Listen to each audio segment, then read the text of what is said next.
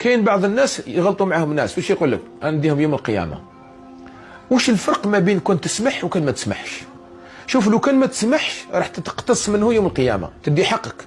قال المثال هو سرق لك مليار، هذاك المليار انت تدي ليكيفالون تاعو حسنات يوم القيامه. هذا هو الانسان المفلس، يدو منه الناس، انت تدي منه. وكان تسمح له تدي له ما تديش، كنت تسمح له تدي اكثر. قال وان تعفو اقرب للتقوى والصلح خير. دائما اللي يسمح يدي احسن، مش كنت تدي وهو يسلك وانت تسلك. وعلى انت تتمتع كي يدخل هو جهنم، تربحكش ما تربح انت، خلاص اسمح له وربي يعطيك الاجر اكثر، وهو يروح يسلك وان شاء الله عز وجل، بالك يهديه الله ويزيد ما يأذيش الناس ومشات الحال. لذلك العفو دائما خير.